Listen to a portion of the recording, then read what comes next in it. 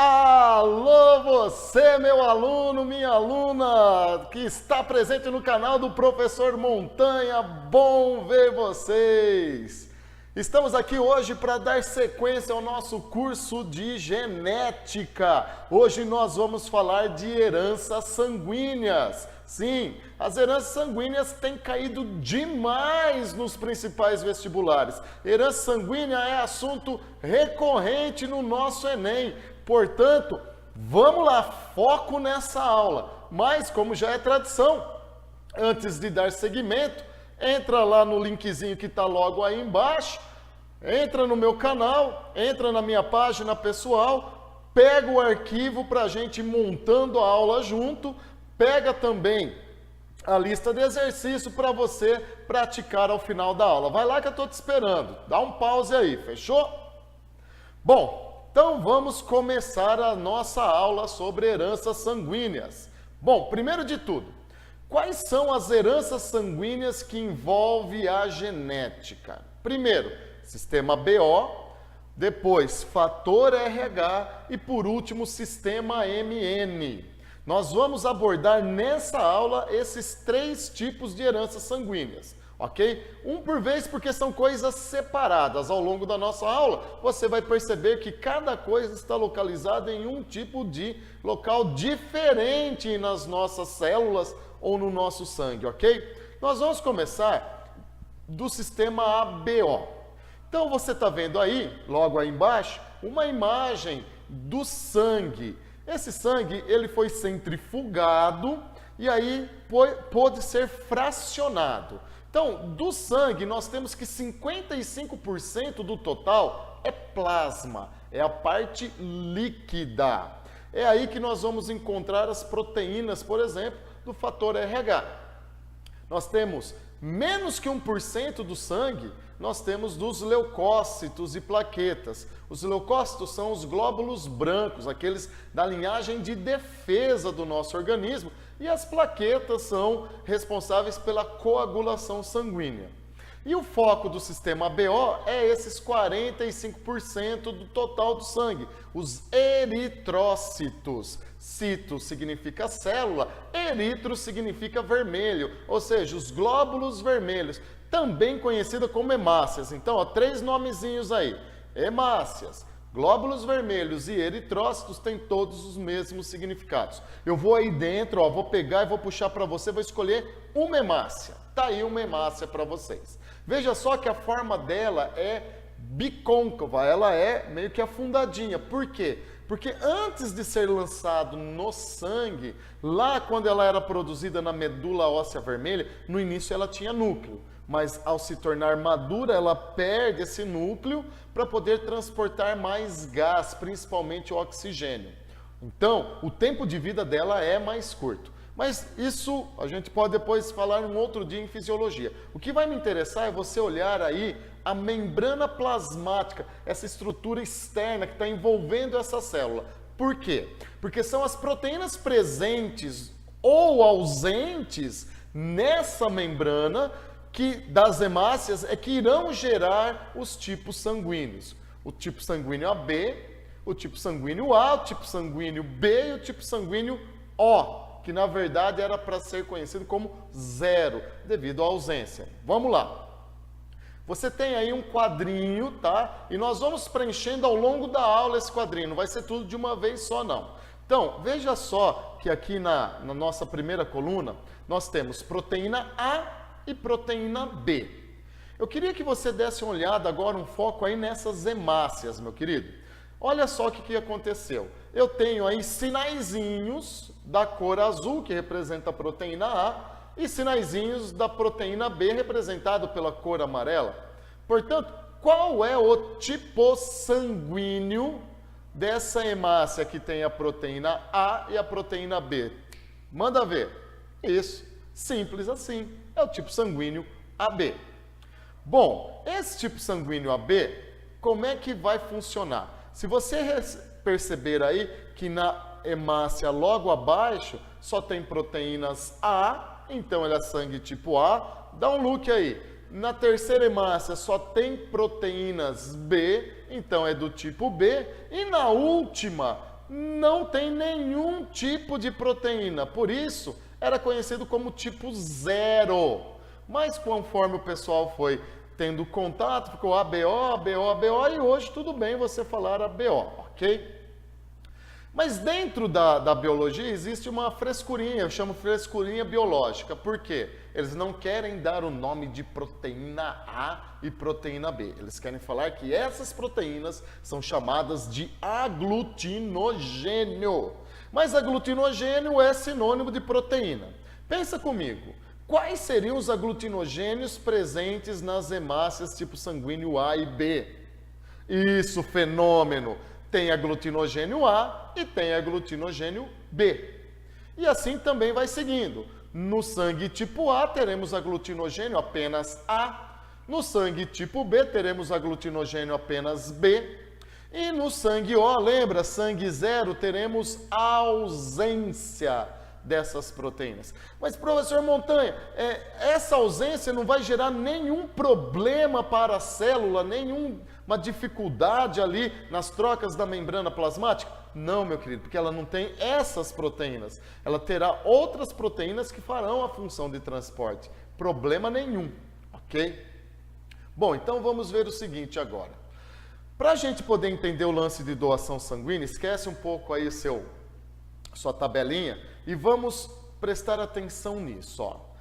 Como é que funciona o nosso corpo? Existe o antígeno, que é um corpo estranho, e existe o anticorpo, que é produzido por nós para combater esse antígeno.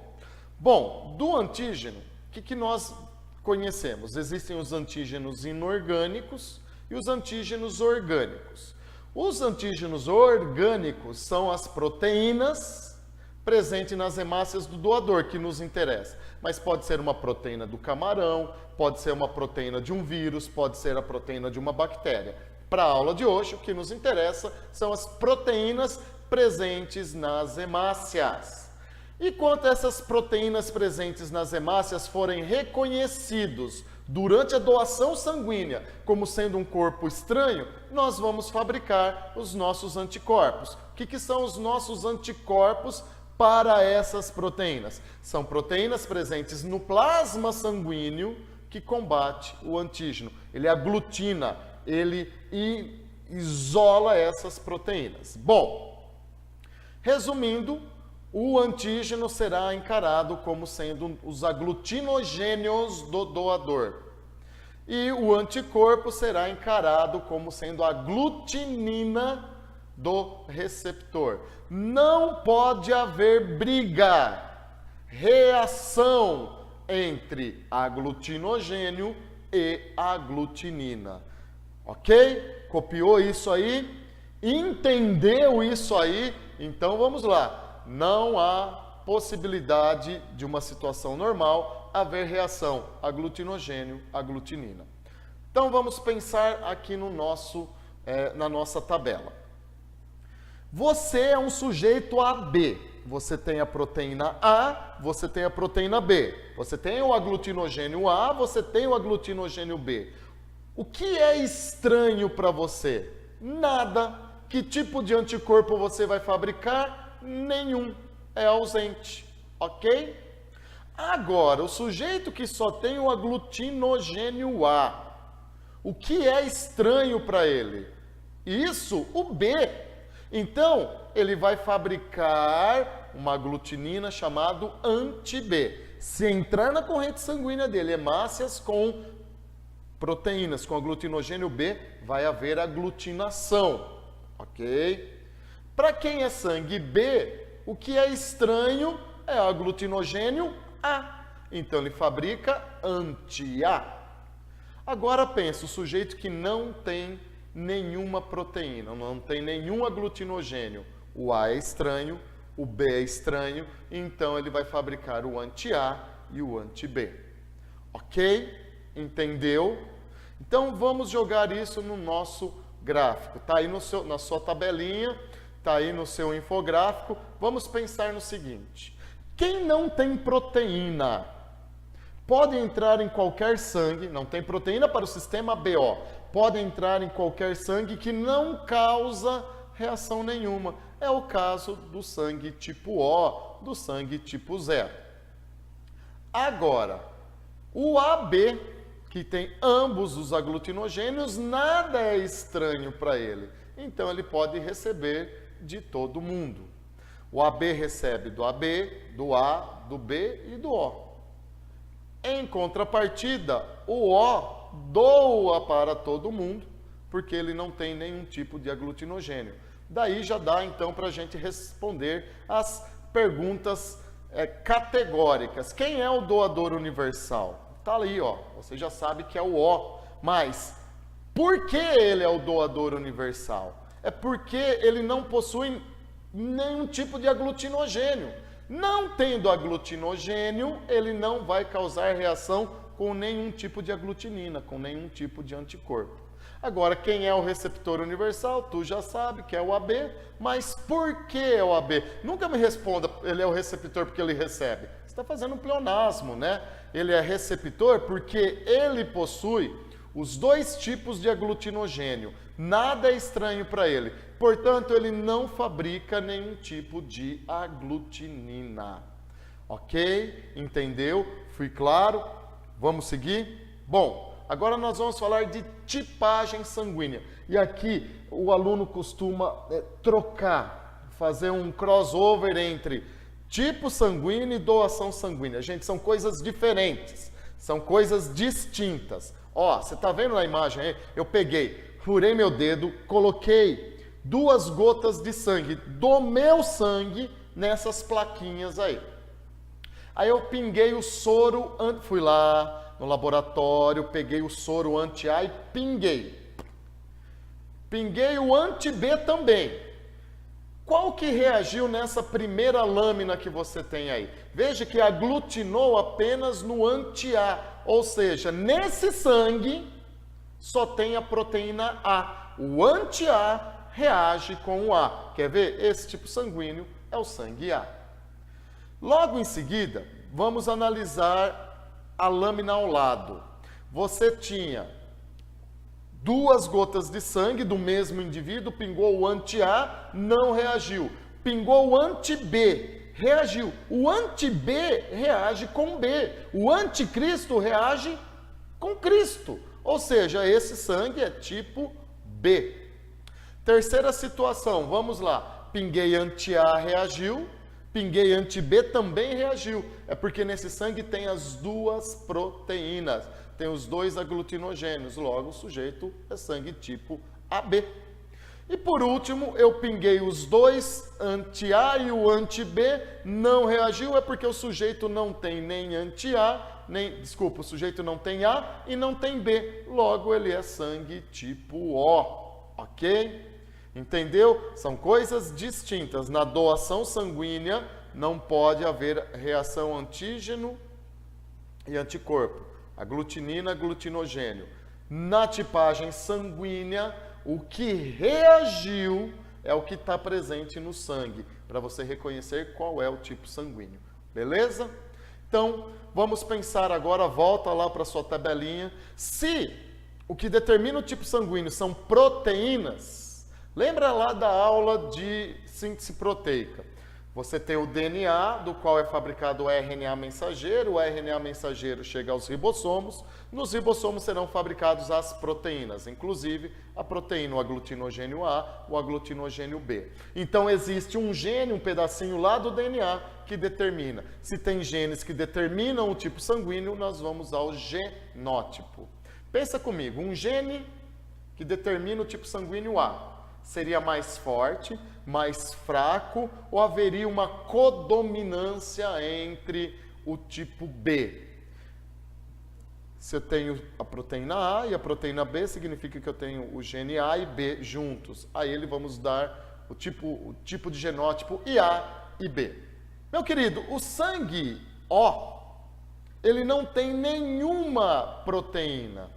Ou seja, os genes deles são inativos para essa característica. Costumamos representar pela letra minúscula esse tipo de gene. Então, o sangue tipo O seria Izinho, Izinho. O sangue tipo A pode ser homozigoto, IA, ou heterozigoto, IAzinho. O mesmo se aplica a B, IB ou IBzinho. Com os genótipos já é possível a gente fazer os cruzamentos e determinar que tipo sanguíneo é, teste de paternidade, se é ou não é doador, ok? Então, com essas características, já é possível você caracterizar todo o sistema BO, ok? Vamos, para a gente terminar, falar dos tipos de herança. Veja só, eu tenho 3 genes, tenho 3 alelos que determinam o tipo sanguíneo do sistema BO. IA, IB, Izinho. Quando eu tenho mais que 2 alelos que determinam a mesma característica, trata-se de polialelia. Mas ainda eu tenho entre o gene IA e B a manifestação simultânea, então eu tenho um caso de codominância. Agora, o IA domina o Izinho, então nós temos primeira lei de Mendel entre o gene IA e Izinho, o mesmo se aplica ao IB e Izinho, também primeira lei de Mendel. Então veja que nós temos aí 3 tipos de herança coabitando, se manifestando no sistema BO. Ok? Fechamos essa primeira parte. Vamos para o fator RH. O fator RH é mais simples, porque nós vamos trabalhar aí com proteínas presentes ou não no plasma sanguíneo. É na parte líquida, não são nas hemácias, igual o sistema BO. Então são coisas diferentes.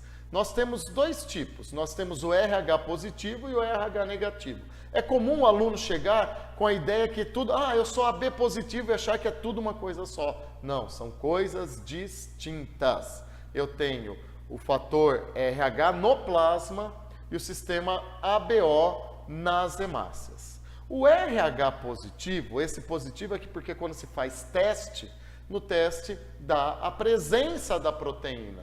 O negativo é a ausência da proteína, é sem ela. Então, vamos lá. Vamos pensar então na doação. Olha as seguintes situações.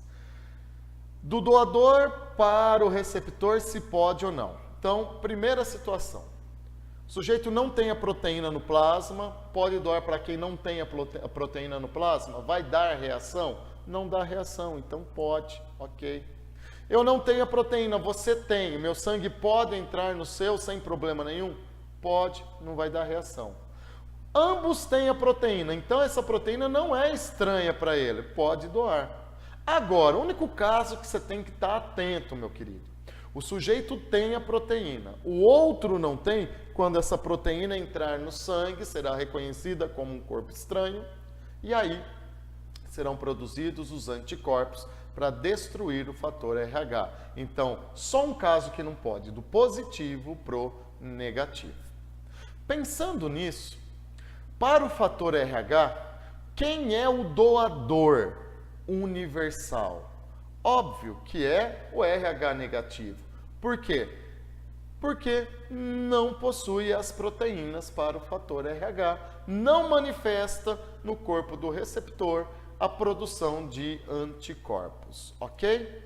Para o fator RH, quem é o receptor universal? Só dá para ser o positivo, mas por quê? Porque ele tem a proteína. Se ele receber ou não receber a proteína do doador, nada vai estimular ele a produção dos anticorpos.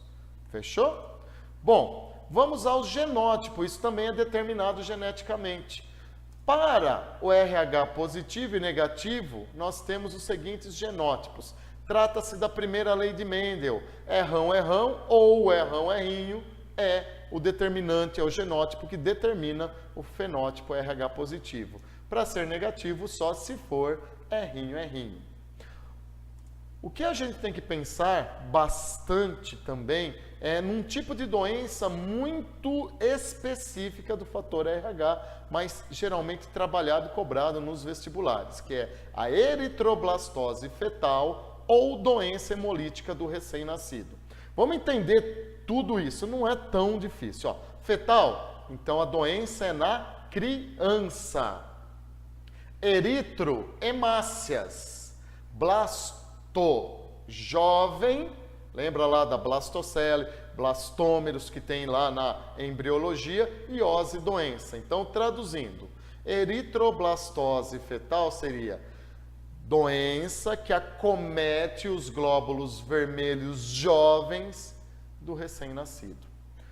E é uma doença que os anticorpos maternos atravessam a placenta e destroem as hemácias do recém-nascido durante o trabalho de parto, não durante a gestação. Porque durante a gestação não há contato do sangue materno com o sangue fetal. É a placenta que faz essa troca entre as substâncias do bebê e da mamãe.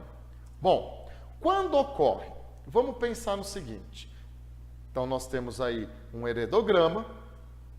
Se a mamãe for positiva e a criança for positiva, pensa, meu querido, que a criança é como se fosse um doador, porque durante o trabalho de parto, a hora que a placenta descola, o sangue da criança está em contato internamente com as vísceras maternas, ok? O sangue da mãe nem sempre entra em contato com a criança durante o trabalho de parto. Por isso que muitas mães HIV positivas não terão filhos com HIV, porque na maioria das vezes não há contato materno com a criança, mas sim há o contato da criança com a mãe. Então, pensando que a criança é a doadora, nesse caso, doadora, vai estimular a produção de anticorpos?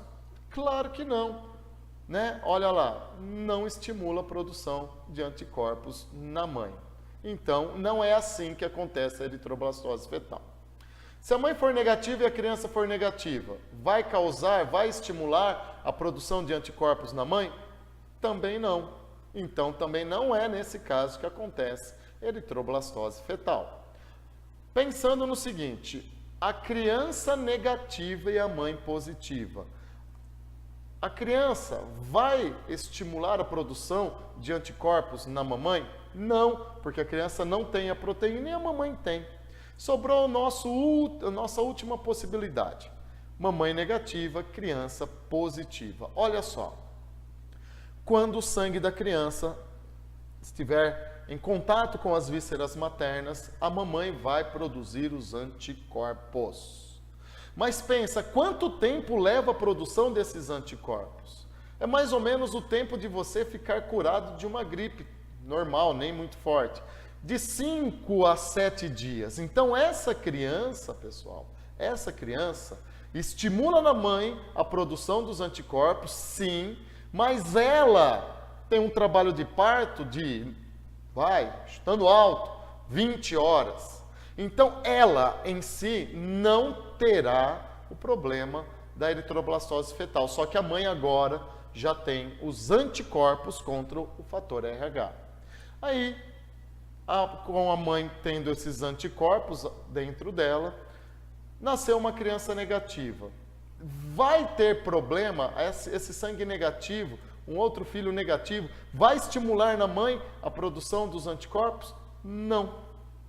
Aí, um filho positivo, durante a gestação, terá problema? Não. Mas na hora do parto, o que vai acontecer? Vamos lá? Os anticorpos da mãe atravessam a placenta e começam a destruir as hemácias jovens do recém-nascido. Bom, num primeiro momento, se a mãe não fez o teste de pré-natal, se não se sabe, a criança, ao nascer, tem caracterizado icterícia, ela fica toda amarelada. Aí o médico fala, transfusão sanguínea, rápido. Beleza, sem problema nenhum. Mas se não foi detectado ou não foi percebido, a criança foi para o berçário, começou a ficar roxa, e aí a enfermeira fala para o médico, transfusão sanguínea, rápido. Dependendo se o cérebro ficou muito tempo sem oxigenação, pode causar aí retardo mental. E se for avançando esse quadro, a criança vem a óbito, a criança morre, tá? Então, é muito importante o pré-natal. principalmente visando para essa doença se a mãe for negativa. Mas o pré-natal é muito mais do que só eritroblastose fetal.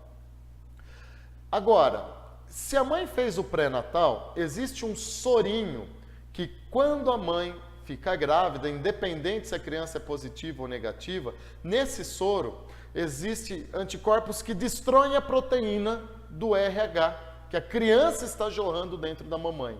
Aí não tem problema nenhum. Foi tranquilo, não manifestará nela a produção dos anticorpos e ela pode ter quantos filhos ela quiser, ok?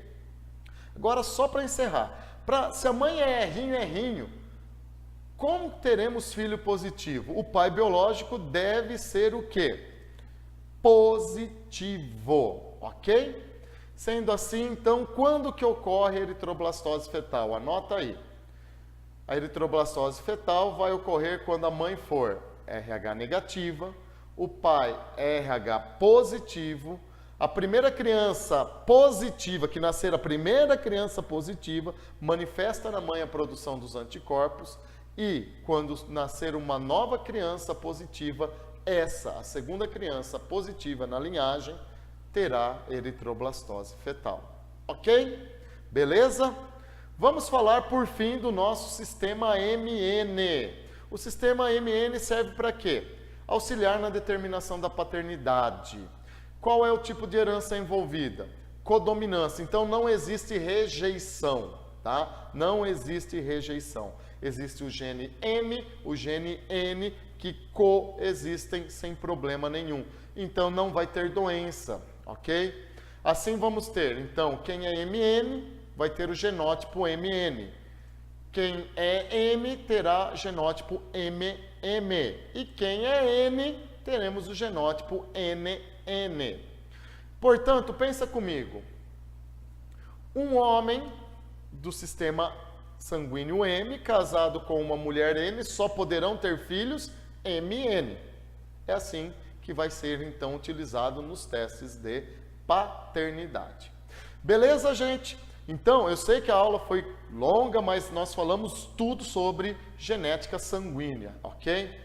Qualquer dúvida, na hora de fazer exercício, entre em contato, dá um super like, compartilhem, se inscrevam no canal, porque eu faço isso para vocês, ok? Um forte beijo e até a nossa próxima videoaula. Fui!